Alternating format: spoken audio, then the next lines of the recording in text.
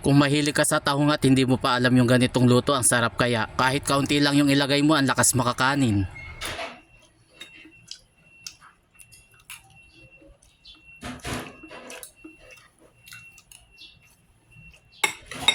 Bumili ako ng tahong na 1.5 ang kilo. 100 ang kilo kaya dinagdagan ako ng kalahati, kaunti lang kasi kapag tinanggal ko yung laman. Na-ready ko na nga rin pala yung mga gagamitin ko tulad ng sibuyas, luya, bawang at saka sili. Ganyan lang kadami yung nakuha kong laman. After ko ma-ready lahat, nag-start na akong magluto. Nagpaint lang ako ng kawali at naglagay lang ako ng katamtamang mantika. At nang mainit na yung mantika, nilagay ko na yung luya para hindi maging malansa yung ulam. Pwede rin kayo maglagay ng tanglad kung ayaw nyo naman ng luya. After ko maigisa yung luya, nilagay ko naman yung sibuyas at bawang. Continuous lang ako sa paghalo. Ginisa ko lang yan ng ilang minuto hanggang lumabas lahat yung aroma. Kapag lumabas na yung aroma, ibig sabihin pwede nang ilagay yung tahong. Shoutout nga pala kay Merlina Manuson ng Tondo at kay Ricky Marcelino ng Santa Mesa, Manila. Thank you po sa inyong panonood. Konting gisa na lang yung ginawa ko, luto na rin naman kasi yung tahong. After ko maigisa, naglagay naman ako ng toyo. Tinansya ko na lang yung paglagay. Kung sakaling kulang pa, madali na lang dagdagan. Pati yung suka inilagay ko na rin pero konti lang yung ibinuhos ko. Tansya ko 1 kutsara lang yung dami. Alam ko nanonood ka pa rin, paki-comment mo naman kung tagasan ka para malaman ko kung saan napapanood yung aking video. Continuous lang ako sa ginagawa kong paghalo, tapos naglagay na rin ako ng powder na paminta. Dinamihan ko na yung paglagay para lalong malasa. Tapos hinalo ko uli para mag-combine lahat yung mga inilagay kong ingredients. Hindi na ako naglagay ng tubig, pinakuluan ko na lang yan sa toyo at saka sa konting suka. After ko mapakuluan naman yung tahong, tsaka naman ako naglagay ng oyster sauce. Kung wala naman kayong oyster sauce, pwede naman yung seasoning. Kung bago ka lang sa page ko at hindi ka pa nakapalo sa akin, pakipalo na lang ako para updated ka sa mga susunod kong video. Huwag mo na rin kalimutan na paki-like and share na rin para maraming makapanood. Pinakuluan ko na lang ng husto hanggang sa maluto na yung gata. Dapat lutong-luto yung gata para sa mga mahihina ang tiyan. Ang sarap kaya yung ganitong luto sa tahong, kahit kaunti lang yung ilagay mo sa kanin, talagang malasa. Medyo nadadamihan pa ako sa gata kaya pinakuluan ko pa ng ilang minuto. At para lalong ganahan sa pagkain, naglagay naman ako ng siling pansigang. Sa huli ko na inilagay para hindi siya ganong kaparas. Pinainin ko pa ng ilang minuto yung gata para lalong magmantika. At nang maluto na, isinaling ko na sa lagayan. Naligo lang ako saglit bago ako kumain.